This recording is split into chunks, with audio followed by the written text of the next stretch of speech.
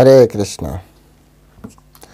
সকলকে আবারও কৃষ্ণ প্রীতি শুভেচ্ছা জানিয়ে আমাদের ধারাবাহিক শ্রীমদ্ ভাগবত গীতার ক্লাসে আপনাদেরকে স্বাগতম জানাচ্ছি। আজ আমরা শ্রীমদ্ ভাগবত গীতার অন্তর্গত ষষ্ঠ অধ্যায়ের 35 নম্বর শ্লোক নিয়ে আলোচনা করব। তো আপনারা সকলের সাথে থাকবেন। গত শ্লোকে অর্জুন বলেছিলেন যে আমার মন অত্যন্ত চঞ্চল।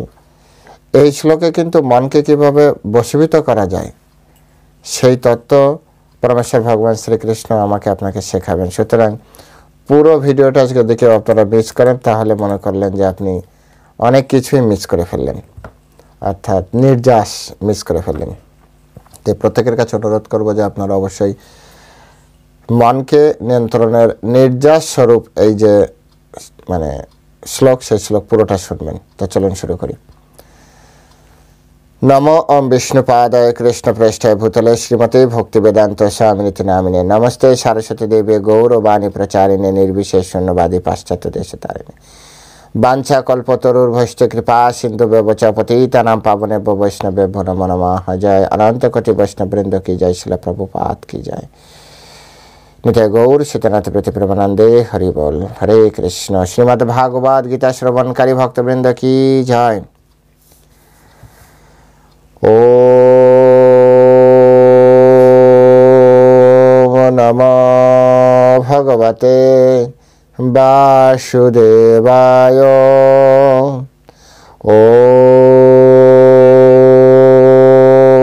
ओम नमो भगवते वासुदेवाय।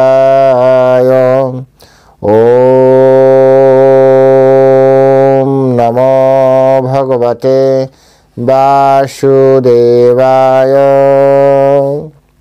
श्रीमद् भागवत गीता षष्ठ अध्याय ध्यान योग श्लोक नंबर 35।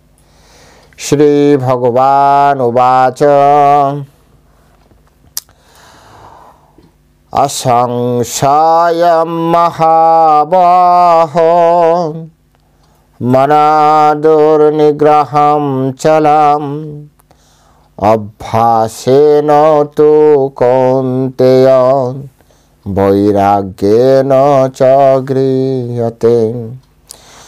असंशयं महाबाहो मनदुर्निग्रहं चलम् अभ्यासेन तु कौन्तेय वैराग्येन च गृह्यते। वैराग्येन च गृह्यते। हरे कृष्ण। তো এখন আমরা এই সংস্কৃত শ্লোকের শিল প্রভুপাদ কর্তৃক যে বাংলা ভাষানুবাদ হয়েছে সেই ভাষানুবাদ আমরা শ্রবণ করব। অনুবাদ। পরমেশ্বর ভগবান বললেন, হে মহাবাহ, মন যে দুর্দমনীয় ও চঞ্চল তাতে কোনো সন্দেহ নেই, কিন্তু হে কৌন্তেয়, ক্রমশ অভ্যাস ও বৈরাগ্যের দ্বারা মনকে বশীভূত করা যায়। আমি আরেকবার পড়ছি। পরমেশ্বর ভগবান বললেন, হে মহাবাহ, মন যে দুর্দমনীয় ও চঞ্চল তাতে কোনো সন্দেহ নেই, কিন্তু হে কৌন্তেয়, ক্রমশ অভ্যাস ও বৈরাগ্যের দ্বারা মনকে বশীভূত করা যায়। জয় শ্রীল প্রভুপাদ কি জয়। তো এখন আমরা শিল প্রভুপাদ কর্তৃক এই সংস্কৃত শ্লোকের উপরে যে তাৎপর্য এবং ভাষ্য দেওয়া হয়েছে আমাদের হৃদয়ঙ্গম করার জন্য, বোঝার জন্য, সেই ভাষ্যের আলোকে আমরা এই শ্লোকটি হৃদয়ঙ্গম করার চেষ্টা করব।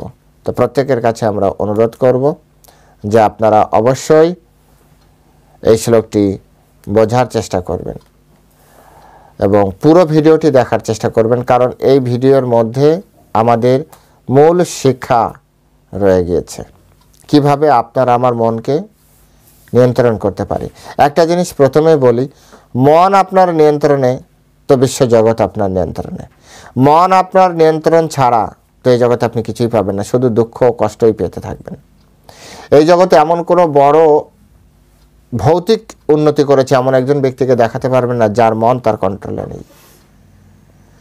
এমন একজন ভৌতিক উন্নত ব্যক্তির নাম আপনি বলতে পারবেন না যে মনের দ্বারা জীবনে পরিচালিত হয়েছে। সে তার বুদ্ধি দ্বারা সবসময় পরিচালিত হয়েছে। সে সবসময় জীবনে চলেছে বুদ্ধি করে, আবেগের বশে চলেনি। একজন ফোন করলে, বান্ধবী তুমি একটু এসো না, বাদাম খেতে যাবো পার্কে। প্রকৃত জ্ঞানী ব্যক্তি যে তার জীবন নিয়ে ভাবে, সে কখনো ওই সময় বাদাম খেতে যাবে না। সে বলবে না আমার তো এই সময় কাজ আছে, আমার জীবনে দাঁড়াতে হবে, আমার এটা করতে হবে, আমার ওটা করতে হবে, যাবে না। এইসব কাজে সে নেই প্রকৃত জ্ঞানী ব্যক্তি। তো এটা একটা শিক্ষার একটা বিষয়। আমাদের মহারাজ একদিন বলছিলেন, মহারাজ হওয়ার পরে, যে আমাদের মন্দিরে ঢোকার ঠিক আগেই একটা দেখবেন যে একটা খুব সুন্দর একটা স্টল আছে, সেই স্টলের একটু বসার মতো জায়গাও আছে। অনেকেই ওখানে বসে গল্প মানে ভগবানের বিষয়ে আলোচনা করে। মহারাজ একদিন বলছিলেন মিটিংয়ে যে আমাকে কখনো জীবন আপনারা কখনো দেখেছেন নিচে বসে কারোর সাথে গল্প করতে? তো তখন আমি চিন্তা করলাম, আসলে জীবনে কোনো কিছু অ্যাচিভ করতে গেলে, কোনো কিছু যদি অ্যাচিভ করতে হয়, তো বেকার গল্প, বেকার এসব কিছু, এগুলো সময় নষ্ট হয়ে যাবে। পরবর্তীতে অনেক ব্রহ্মচারীর ভিতরে তিনি টপকে তিনি মহারাজ হয়েছেন। কারণ কি? তার লক্ষ্য ফিক্সড আছে এবং সে তার জীবনের প্রত্যেকটা পদক্ষেপ একটার পর একটা পদক্ষেপ নিয়েছে শুধুমাত্র সন্ন্যাস নেওয়ার জন্য, মহারাজ হওয়ার জন্য। মন কন্ট্রোলে, মনকে সে কখনো মানে মনের দ্বারা নিয়ন্ত্রণ হয়নি।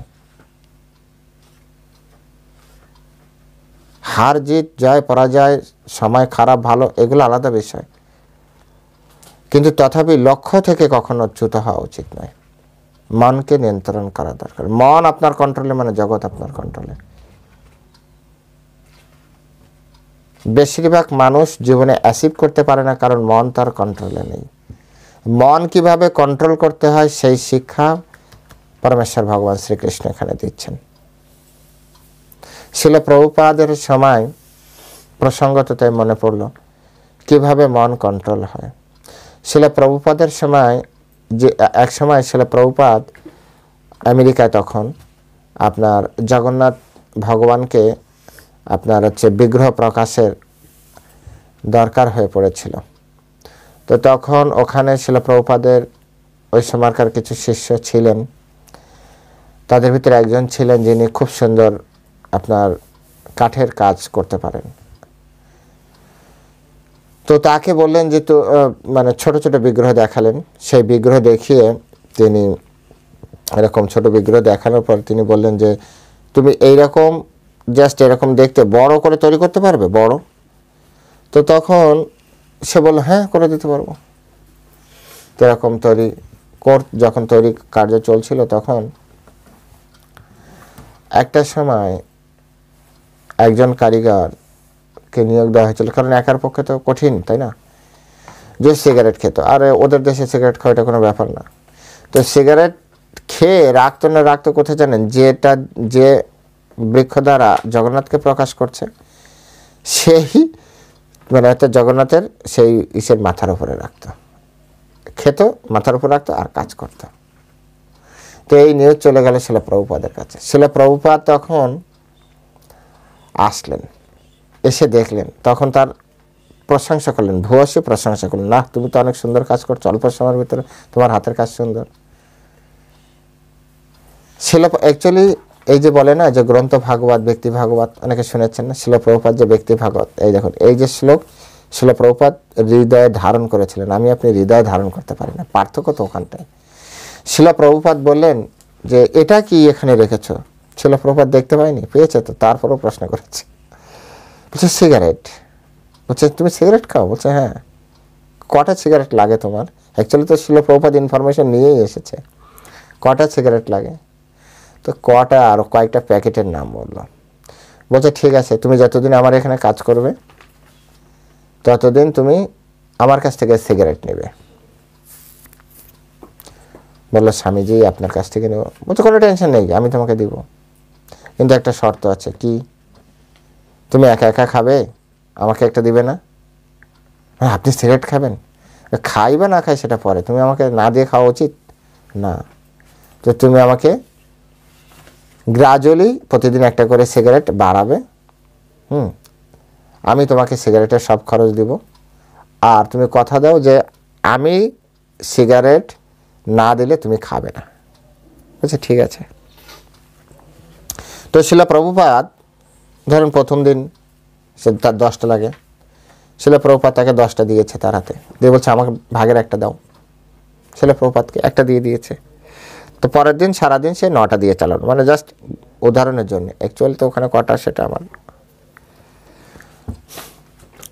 পরের দিন আবার শিলা প্রভুপাদ তাকে একটা কম, কটা লাগে 10টা।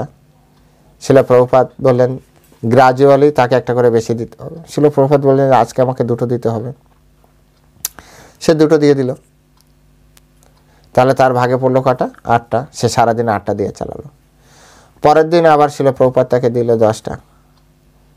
শিলা প্রভুপাদ বলছে আমাকে 3টা দিতে হবে আজ। সে 3টা দিয়ে দিল, তাহলে তার ভাগে থাকলো কটা? 7টা। এভাবে চতুর্থ, পঞ্চম, ষষ্ঠ, সপ্তম, অষ্টম দিন যে সেই লোকটি বলছে শিলা প্রভুপাদ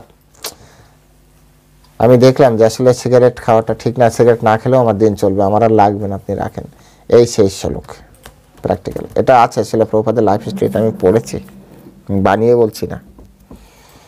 এই হচ্ছে অভ্যাসেন তো কৌন্তে বৈরাগ্যেন চ গৃহতে, অর্থাৎ অভ্যাস আর বৈরাগ্যের দ্বারা আমরা আমাদের মনকে একদিকে প্র্যাকটিস করতে হবে, আর একদিকে বৈরাগ্য মানে যে বিষয়ে খারাপ টেন্ডেন্সি আছে সেটাকে ধীরে ধীরে কমাতে হবে।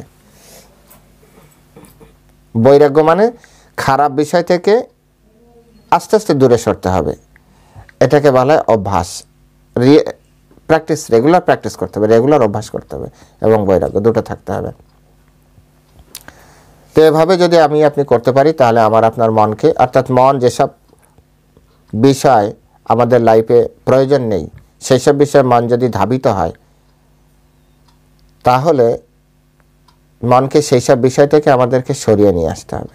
অ্যাকচুয়ালি আমি আমার লাইফে দেখেছি যদি কারো লাইফে টার্গেট না থাকে, টার্গেট, হ্যাঁ, তাহলে সে ধীরে ধীরে বিভিন্ন দিকে তার মন সরে যায়। এই জন্য এটি একটি গুরুত্বপূর্ণ বিষয় যে জীবনে ভগবানের জন্য সর্বোচ্চ কিছু করা। এখন অনেক সময় বলতে পারে যে টার্গেট মানে কি সংকল্প? না, সংকল্প আলাদা। সংকল্প মানে আমি প্রতিজ্ঞা করছি আমি এটা করব,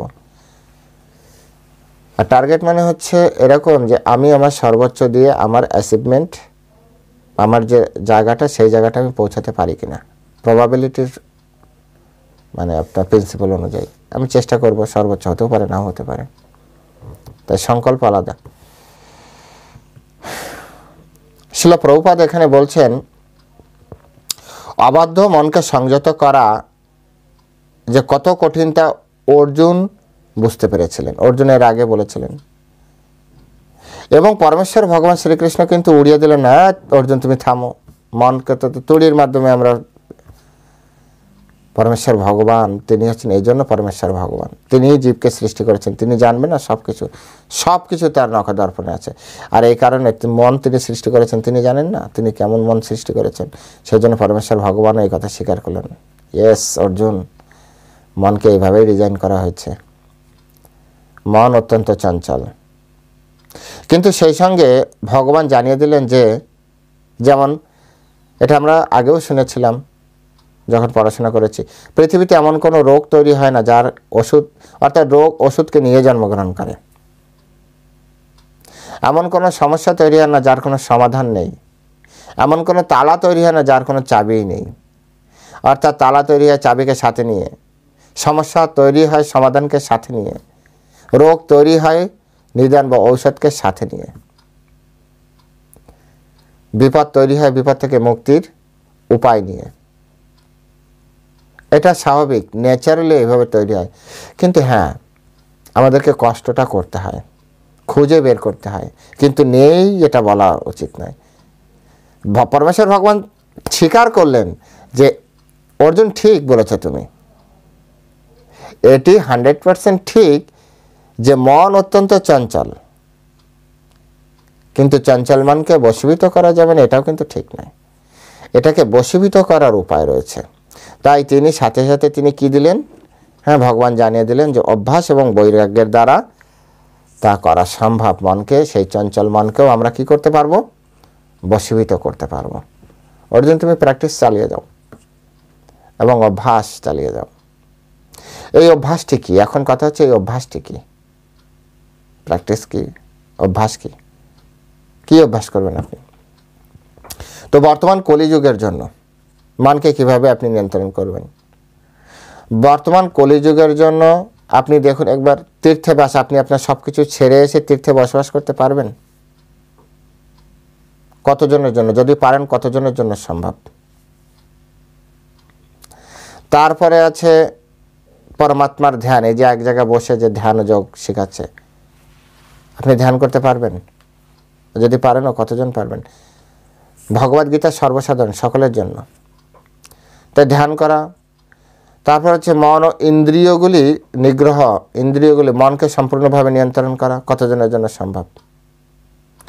ইন্দ্রিয়গুলিকে ইন্দ্রিয়ের বিষয় থেকে সরিয়ে নিয়ে আসা, এটা কত কঠিন সেটা আপনারাও জানেন। যখনই আমরা বলি প্রভু এটা খাওয়া দাওয়া বাদ দিন না, আমি তো বাদ দিতেই চাই, কিন্তু আমার ছেলে মেয়েগুলি শুনতেই চায় না।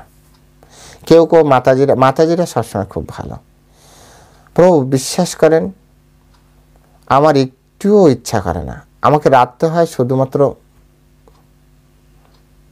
আমরা বলি মনে কার? ওনার জন্য। আপনি খান না নিশ্চয়ই? না, কি করবো বলেন, রান্না হয়ে গেছে এখন। বুঝতে পেরেছেন তো? তো সেই জন্য ইন্দ্রিয়গুলিকে এভাবে দম নিগ্রহ করা আসলে কঠিন আছে। তারপরে ব্রহ্মচর্য, কলিযুগের যে অবস্থা, যারা ব্রহ্মচারী ব্রত নিয়ে আমাদের মন্দিরে আছে তাদেরই অনেক সময় ব্রহ্মচর্য ব্রত ভেঙে ফেলছে। আর বাইরে থেকে স্কুল কলেজের যে অবস্থা, ব্রহ্মচর্য রক্ষা। নির্জনে একাকী বাস করবেন, তাও তো মোবাইল রয়েছে। মোবাইল আছে মানে তো আপনার কাছে সারা পৃথিবীর প্রত্যেক দরজা খোলা। নির্জনে বসবাস কিভাবে করবেন? তো এই যে এগুলি হচ্ছে এই কঠোর বিধি নিষেধের মাধ্যমে মনকে যে নিয়ন্ত্রণ করা, এটা সম্ভব না বর্তমান কলিযুগের মানুষের জন্য। আর মনকে নিয়ন্ত্রণ না করলে জীবনে কোনো কিছু প্রাপ্তি হবে না। তো কিভাবে করবেন? সেই জন্য বলছে অভ্যাসটা কি? অভ্যাসটা কি? তো বলছে কৃষ্ণ ভাবনামৃত অনুশীলন করার ফলে নববিধা যে ভগবদ ভক্তি আছে তা সাধন করা যায়। এই যে কৃষ্ণ ভাবনামৃত, এই কৃষ্ণ ভাবনামৃত যদি আপনি অভ্যাস করেন, এটি অভ্যাস করুন, তাহলে নববিধা ভক্তি আছে। ভক্তির 9টা অঙ্গ আছে, সে নববিধা ভক্তি বলা হয়। সে নববিধা ভক্তি কি বলবো? বলি। বলছে শ্রবণম কীর্তনম বিষ্ণুর স্মরণম পদ সেবনম অর্চনম বন্দম দাস্যম সখ্য আত্মনিবেদনম। অর্থাৎ শ্রবণ, কীর্তন, বিষ্ণু স্মরণ, পাদ সেবন, অর্চন, বন্দন, দাস্যম, সখ্য আর আত্মনিবেদন, এই 9টা হচ্ছে ভক্তির অঙ্গ। এই নববিধা ভক্তি ভিতরে সবথেকে শ্রেষ্ঠ কোনটা? সবথেকে প্রথমে কোনটা? শ্রবণম। কি বলা হচ্ছে? শ্রবণম কীর্তনম। প্রথমে শ্রবণ করুন, তারপর কীর্তন করুন, তারপর বিষ্ণু স্মরণ করুন, তারপর পাদ সেবন করুন। তো শ্রবণম। তো এই জন্য এই কৃষ্ণ ভাবনামৃত যদি আপনি অভ্যাস করেন তো নববিধা ভক্তি সুন্দরভাবে হয়। এখন ভক্তির এই প্রথম সাধন কি? শ্রবণ। অর্থাৎ বেশি বেশি করে কৃষ্ণ কথা শ্রবণ করার অভ্যাস করুন। এই যেমন আমি কথা বলছি, এই কথাগুলি বেশি বেশি শোনার অভ্যাস করুন। আপনি ভাবেন না প্রভু আপনি তো সবসময় বলেন আপনি শোনেন, আপনার আগে আমি শুনছি, আর এখনও আমরা শুনি। যখনই সময় পাই তখনই খালি শুনতেই থাকি, এই কাজ। শুনি বিধায় তো বলতে পারি। এই জগতে সবথেকে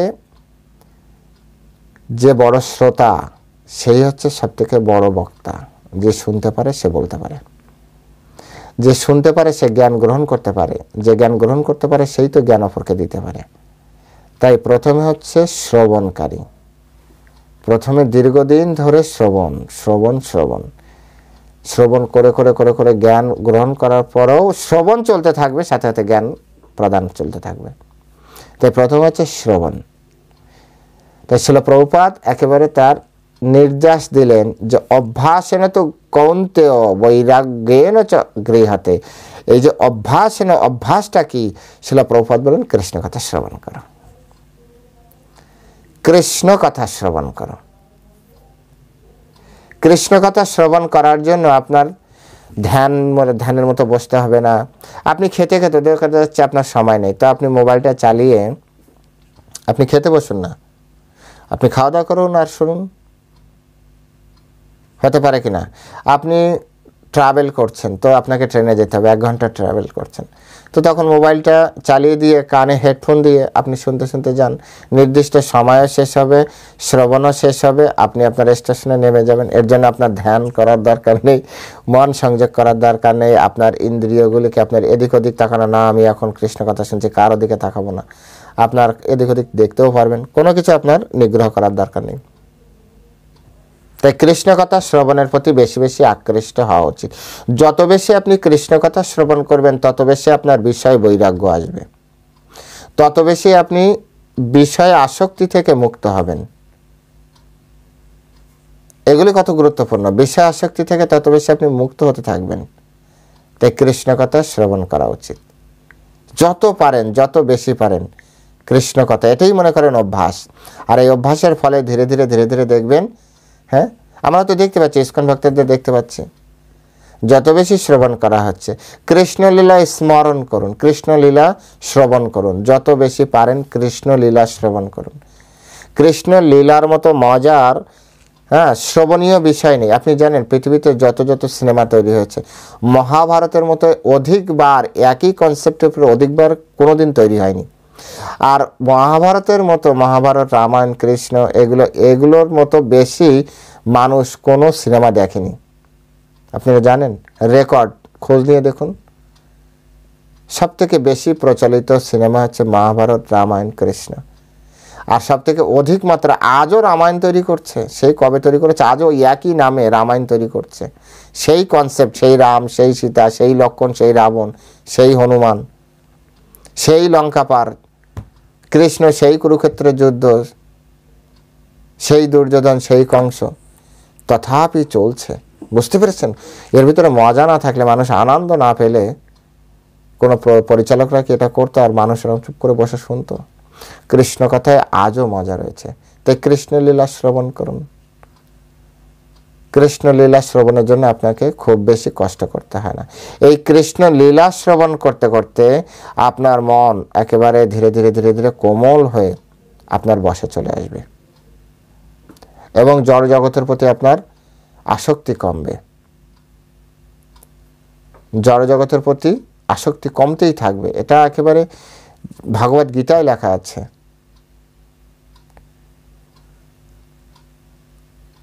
যে কৃষ্ণকে যে বলা হচ্ছে দৈবীসা গুণময়ী মম মায়া দূরত্রয়া মামেব যে প্রপদ্যন্তে মায়াম ইতম তরন্তিতে। অর্থাৎ এই যে ত্রিগুণাত্মিকা মায়া শক্তি, মানে এই জড়জগতের প্রতি আসক্তি, এটা দূরতিক্রমণীয়া, অতিক্রম করা অত্যন্ত কঠিন। কিন্তু তথাপি মামেব যে প্রপদ্যন্তে, যিনি কৃষ্ণের চরণ, কৃষ্ণ বলছেন মাম মানে এখানে কৃষ্ণ, অ্যাকচুয়াল মাম মানে আমার শব্দ, এটা তো আমার শ্লোক নয়, কৃষ্ণের শ্লোক। তাই মামেব যে প্রপদ্যন্তে, যে কৃষ্ণের চরণে আত্মসমর্পণ করে, মায়াম ইতম তরন্তিতে, মায়া থেকে সে উদ্ধার হতে পারে। তো এই জড়জগতের প্রতি আসক্তি তখন হবে যদি আমরা কৃষ্ণের প্রতি আসক্ত হই, কৃষ্ণের চরণে আত্মসমর্পণ করি। কৃষ্ণ বিষয়ক সব কিছুকে আমাদের গ্রহণ করা উচিত, কৃষ্ণ প্রতিকূল বিষয় আমাদের ত্যাগ করা উচিত। এই জন্য ভক্তিবিনোদ ঠাকুর ওনার শরণাগতিতে খুব সুন্দরভাবে বলেছেন, দৈনয়াত্ম নিবেদন গোপ্তৃতে বরণ অবসর খিবে কৃষ্ণ বিশ্বাস পালন। ভক্তি অনুকূল মাত্র কার্যের শিকার, ভক্তি ভক্তি প্রতিকূল ভাব বর্জনাঙ্গীকার। ভক্তি অনুকূল কার্য শুধু স্বীকার করতে হবে, ভক্তির প্রতিকূল কার্য সবসময় বর্জন করতে হবে। তাহলে এটাইকে বলা হচ্ছে আপনার অভ্যাসেরা তো বৈরাগ্য। অভ্যাস এবং বৈরাগ্য, বৈরাগ্য কিছু ভক্তি প্রতিকূল বিষয়, ভাই এটা কম, এটা আমি এর ভিতরে নাই। আর ভক্তির অনুকূল কার্য যেটা ভক্তিতে আগে বাড়বে যেটা, সেটা গ্রহণ করতে হবে। এখানে সেই কথাটি বললেন, শিল প্রভুপাদও একই কথা বললেন, কৃষ্ণ কথা শ্রবণ করুন। এখনকার মানুষ কথা শ্রবণ করতে চায় না, আপনারা এটা কি জানেন? কথাই শ্রবণ করতে চায় না। ভগবানের কথা শুনতে চায় না, ভগবানের কথা ঘন্টাকে ঘন্টা। আমরা যখন ক্লাস শুনি, আমাদের ক্লাস হয় এক একটা শ্লোকের উপরে 4 ঘন্টা 3 ঘন্টা 4 ঘন্টা করে ক্লাস হয়।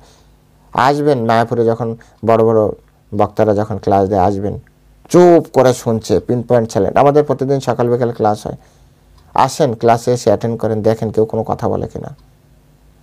1 ঘন্টা 1.5 ঘন্টার করে ক্লাস হয়।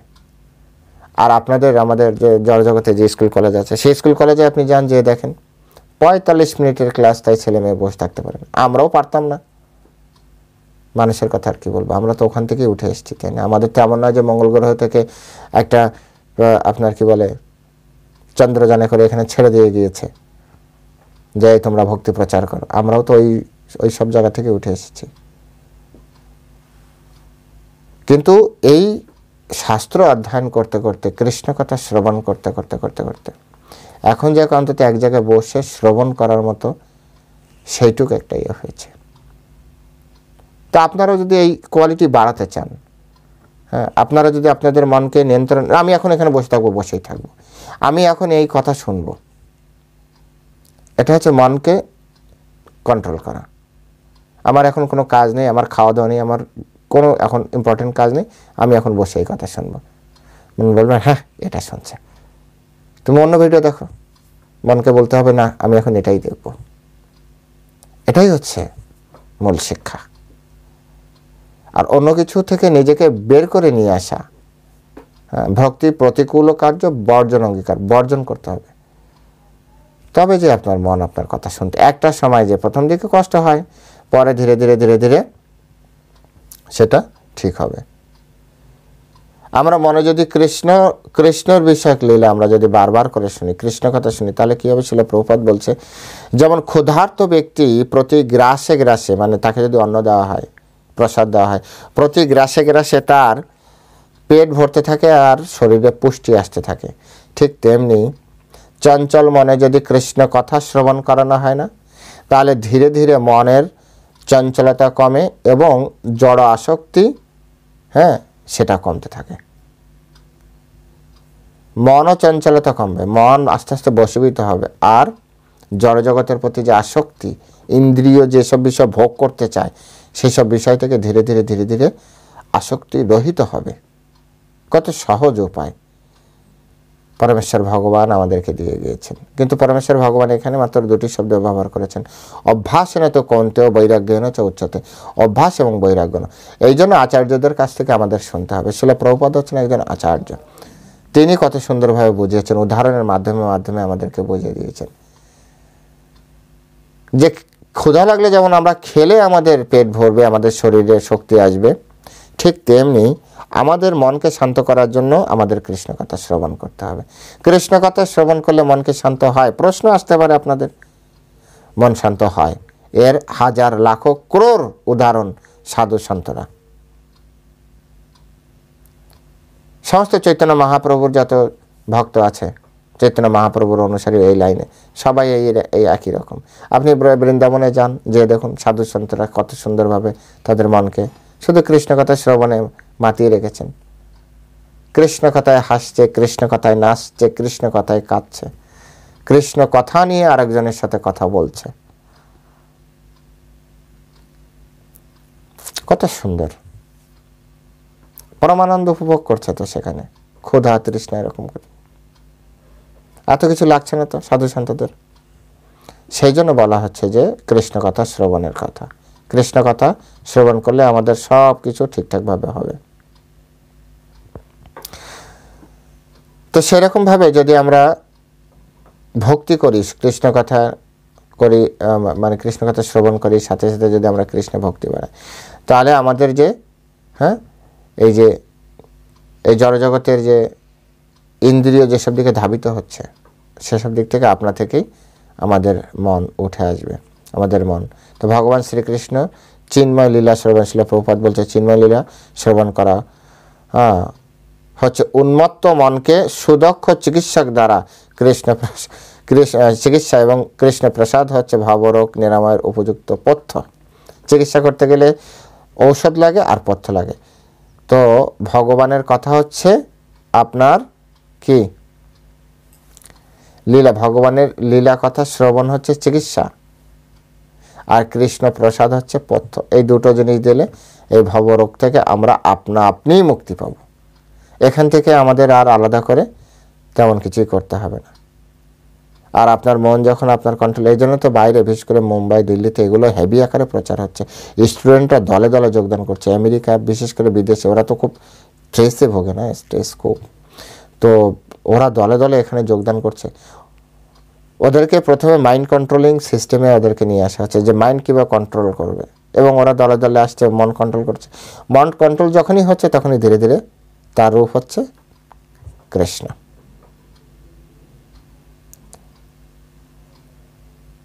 কৃষ্ণই একমাত্র সব। তো সেজন্য পরমেশ্বর ভগবান শ্রীকৃষ্ণ মনকে কিভাবে নিয়ন্ত্রণ করা যায় তার জন্য আমাদেরকে এই তথ্য দিলেন। প্রতিদিন অভ্যাস করুন। কি অভ্যাস করবেন? কৃষ্ণ কথা শ্রবণের। আর বৈরাগ্য হচ্ছে কৃষ্ণ ভক্তি বিষয়ক, কৃষ্ণ ভক্তি উন্নতি বিষয়ক যা প্রতিকূল সেগুলোকে ত্যাগ করবেন। কৃষ্ণ ভক্তিতে বাধা দেয় যা তা ত্যাগ করতে হবে। ঠিক আছে? এভাবে আপনারা কিছুদিন করুন, দেখবেন ঠিক আপনার মন আপনার কন্ট্রোলে চলে এসছেন এবং মনে দিব্য আনন্দ পাবেন। তো যাই হোক, আজ অনেকক্ষণ হয়ে গেল। আজ এ পর্যন্তই। পরবর্তী শ্লোক নিয়ে আমরা আপনাদের সাথে এইসব বিষয় নিয়ে আরও অনেক সুন্দরভাবে আলোচনা করতে পারবো। পরবর্তী বিষয়ে এই মনকে নিয়ন্ত্রণ করার উপরেই আরও অনেকগুলো বিষয় আছে, সেগুলো আপনাদেরকে জানানো হবে। তো সকলে ভালো থাকবেন। জয় শ্রীল প্রভুপাদ কি জয়।